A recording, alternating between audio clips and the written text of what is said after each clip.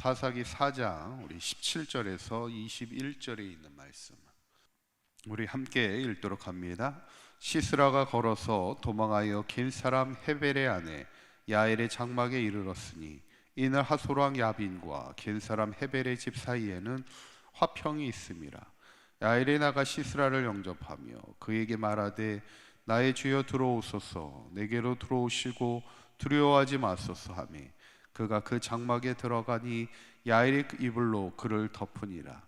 시스라가 그에게 말하되 청하노니 내게 물을 조금 마시게 하라. 내가 목이 마르다 하며 우유 푸대를 열어 그에게 마시게 하고 그를 덮으니 그가 또 이르되 장막문에 섰다가 만일 사람이 와서 내게 묻기를 여기 어떤 사람이 있느냐 하거든 너는 없다 하라 하고 그가 깊이 잠드니 헤벨의 아내 야엘이 장막 말뚝을 가지고 손에 방망이를 들고 그에게로 가만히 가서 말뚝을 그의 관자놀이에 박음매 말뚝이 꿰뚫고 땅에 박히니 그가 기절하여 죽으니라. 아멘. 할렐루야. 우리 지난 시간에 이스라엘 민족의 세 번째 사사 우리가 드보라를 보면서 이제 바락과 연합하면서 시스라의 군대를 이기게 됩니다. 어떻게 보면 무모한 싸움 같았지만 철병거 900대를 하나님께서 포구를 통해 무용지물을 만들게 하시고 이스라엘 백성에게 완전한 승리를 주심을 보게 됩니다. 그래서 우리가 항상 어쩌면 인간의 세상의 힘을 자랑하는 인생이 아니라 오직 하나님의 구원을, 하나님의 능력만을 자랑하는 인생을 살아가자는 것이죠. 오늘 본문은 이제 시스라의 군대가 전멸이 되지만 이제 시스라는 살아서 도망가게 됩니다.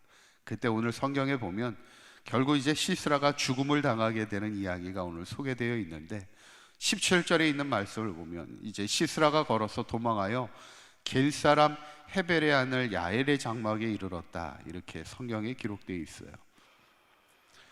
겔 사람이면 누구를 말할까?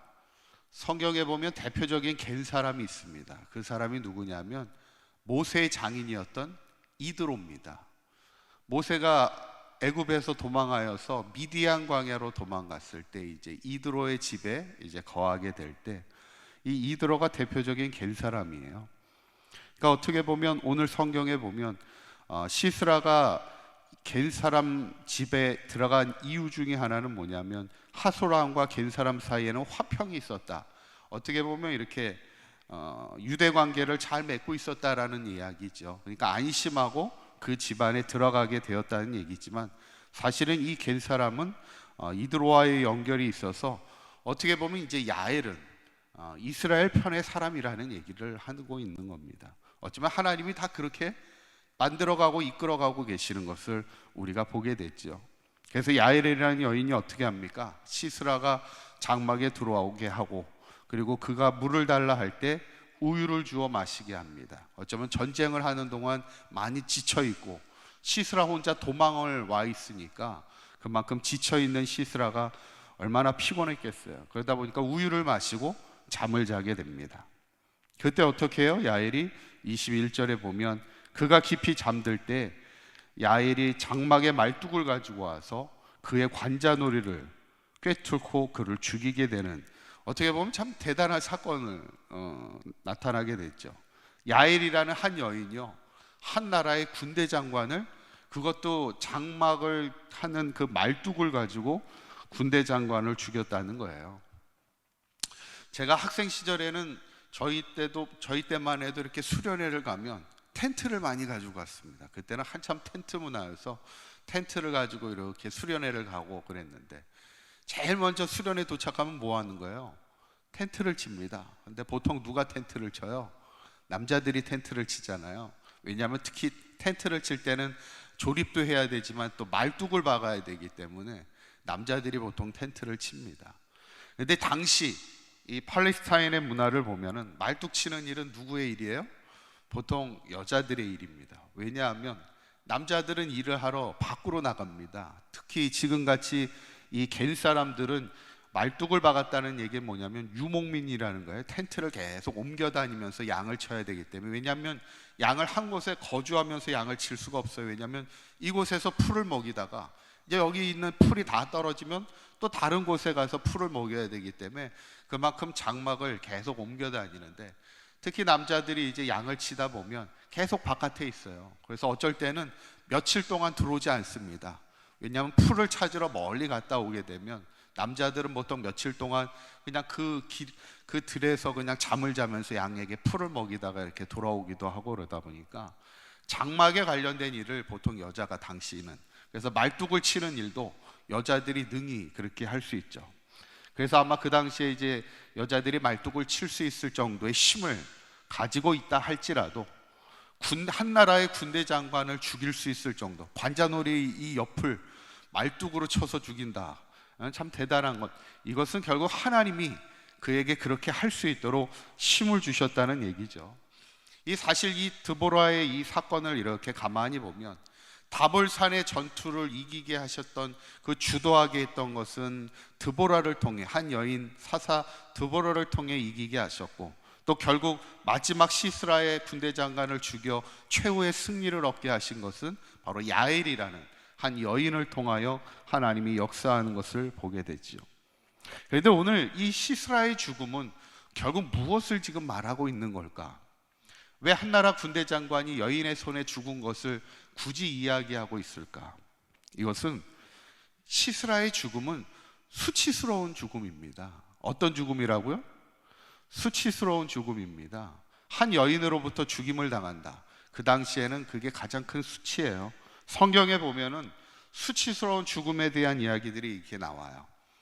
여자들에 의해서 죽거나, 만약에 죽게 되었을 때 그 시체가 동물들에 의해서 훼손이 되거나, 이런 것들은 다 수치스러운 죽음입니다. 대표적인 게 이세벨이 나중에 떨어져 죽게 될 때 그 개들이 와서 먹는다, 이런 표현이 나옵니다. 이게 뭐냐면 그 죽음의 말로가 수치스럽다는 것을 성경은 말하고 있는 거예요.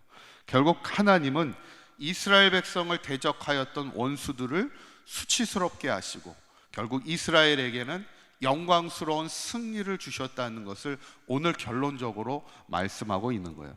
이것이 어떻게 보면 참 중요하죠. 시편 71편 13절에 보면 이런 말씀이 나와요. 한번 읽어보실까요? 시작.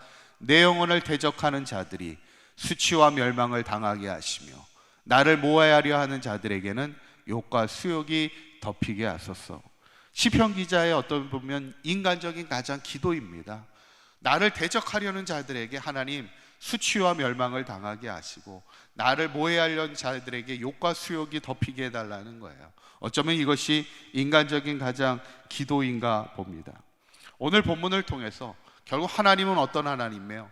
이스라엘 백성을 대적했던 모든 대적들을 수치를 당하게 하시고 멸망을 당하게 하시고, 결국 이스라엘 백성에게는 구원의 승리를, 완전한 승리를 주시는 하나님임을 보게 되면서, 우리의 하나님이 어쩌면 우리를 공격하려 했던 모든 대적들로부터 우리를 보호하여 주시고, 오히려 대적들을 수치를 당하게 하시고 우리에게 구원의 완전한 승리를 주시는 하나님임을 항상 믿으며, 그 믿음으로 마지막까지 승리하며 살아가는 우리 사감교회 모든 성도님들 되시기를 간절히 축원합니다.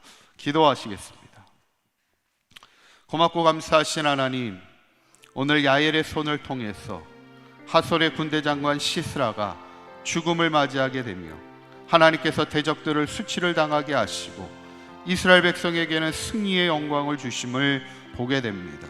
우리도 이 땅을 살아가면서 우리의 모든 대적들이 한 길로 왔다가 일곱 길로 도망가는 역사가 있게 하여 주시고, 우리의 모든 대적들이 수치와 멸망을 당하게 하여 주시고, 우리의 삶이 끝까지 하나님으로 인하여 완전한 승리를 이루는 복된 삶이 되게 하여 주시옵소서. 오늘도 주님과 동행하는 복된 하루가 되게 하시고, 오늘 하루도 우리의 가정과 우리의 생업과 우리의 모든 삶의 현장을 주님께서 안전하게 인도하여 주시어서 승리하는 하루가 되게 하여 주옵소서. 우리 주 예수 그리스도의 이름으로 기도하옵나이다. 아멘.